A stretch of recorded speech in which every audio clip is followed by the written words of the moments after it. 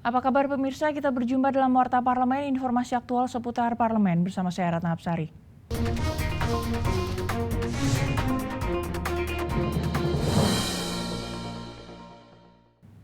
6 peraturan Komisi Pemilihan Umum atau PKPU dijadwalkan rampung pada tanggal 15 September mendatang. Pembahasan terkait partisipasi terpidana percobaan dalam PKPU tentang pencalonan kepala daerah masih belum mencapai kesepakatan.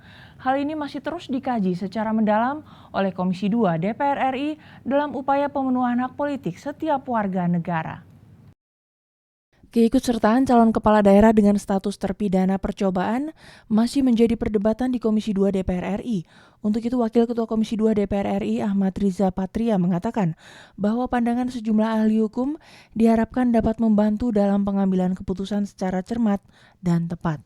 Dan pengesahan peraturan KPU pun dapat segera disosialisasikan. Di samping itu, Ahmad Riza menambahkan Komisi 2 menginginkan calon kepala daerah adalah calon yang memiliki integritas, kompetensi, dan akuntabilitas, sehingga mampu menjadi contoh baik bagi masyarakat di daerah pilihannya. Bisa disebut, itu bagi sebagian teman-teman praksi, itu diperbolehkan menjadi pasangan calon. Nah, inilah perbedaan-perbedaan dan ada hal-hal yang lain.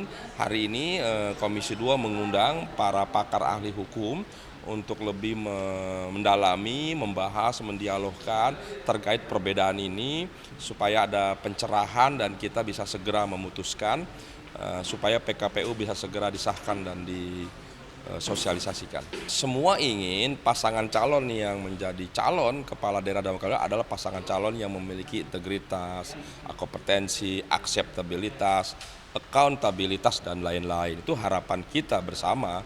Pendapat yang sama disampaikan oleh anggota Komisi 2 DPR RI Fadli Nurzal yang menyatakan pandangan para ahli hukum yang diundang oleh Komisi 2 sangat dibutuhkan agar dapat menjelaskan sejumlah poin yang berkaitan dengan hukuman percobaan.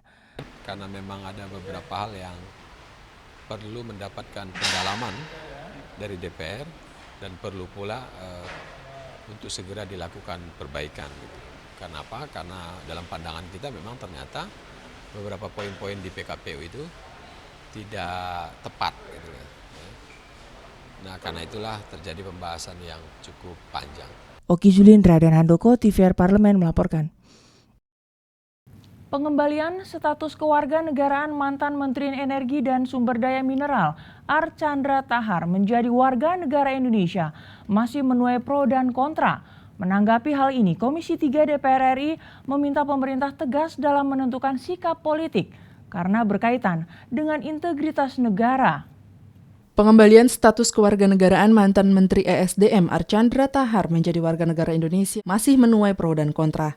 Komisi 3 DPR RI meminta pemerintah tegas dalam menentukan sikap politiknya karena berkaitan dengan integritas negara. Anggota Komisi 3 DPR RI Muhammad Nasir Jamil menyatakan keberatannya akan pengangkatan kembali Archandra Tahar menjadi warga negara Indonesia. Nasir Jamil meminta pemerintah memenuhi syarat dan ketentuan dalam undang-undang dalam proses pengembalian status Archandra Tahar menjadi WNI. Nasir Jamil mendesak pemerintah agar lebih transparan dan bersikap komunikatif terhadap publik dalam menangani kasus Archandra Tahar. Jangan ada kesan bahwa pemerintah memasuki wilayah abu-abu atau kabur.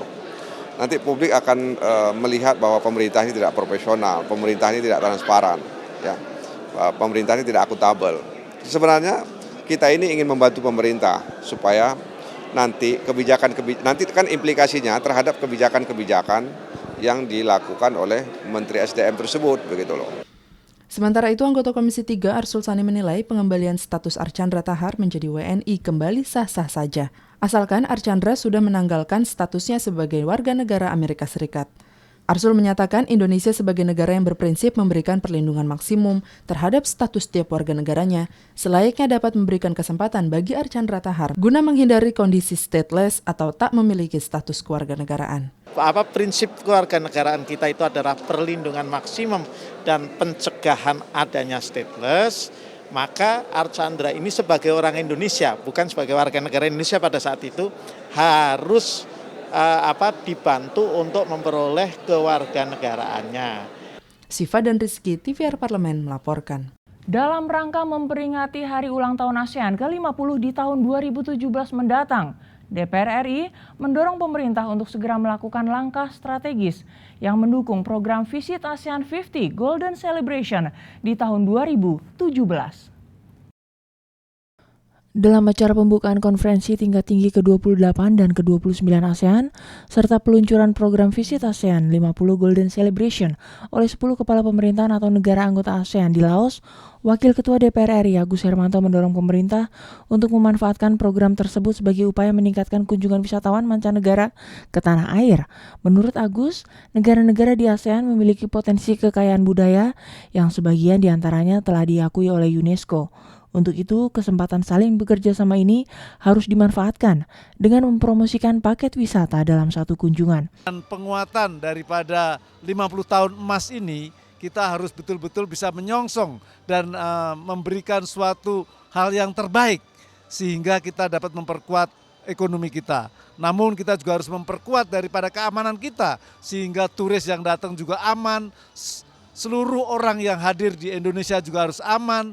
Khususnya di ASEAN kita juga harus memperkuat daripada keamanan di antara negara-negara ASEAN tersebut. Di samping itu, sejumlah masukan anggota parlemen dari kawasan ASEAN yang terangkum dalam ASEAN Interparliamentary Assembly atau AIPA terkait sejumlah isu tentang kerjasama di bidang kebudayaan mendapat respon positif dari berbagai kepala negara dan pemerintahan ASEAN. Pada kesempatan yang sama dalam forum interface atau tatap muka tersebut, Presiden Indonesia Joko Widodo meminta dialog antara perwakilan parlemen di AIPA dengan kepala negara atau pemerintahan dapat dilangsungkan secara berkala agar dapat mempercepat pencapaian ASEAN Community yang ditargetkan tahun 2025 ke depan. Secara umum baik kami dari IAPA dan kami juga seluruhnya dari pimpinan-pimpinan parlemen se-ASEAN dan pimpinan-pimpinan negara ASEAN sangat puas, sangat menentukan dan juga sangat memberikan solusi bagi kesejahteraan di kawasan ASEAN. Karena memang ke depan tentunya ASEAN harus bisa menguatkan diri sendiri dan juga menguatkan kepada pihak-pihak di seluruh ASEAN ini. Dan tentunya kita harus berkompet dengan negara-negara di luar ASEAN. Untuk itu penguatan terhadap ASEAN perlu ditingkatkan. Dari Laos, Ibnur Khalid, TVR Parlemen melaporkan. Demikian Warta Parlemen kali ini, sampai jumpa pada Warta Parlemen berikutnya. Terima kasih atas perhatian Anda. Wassalam.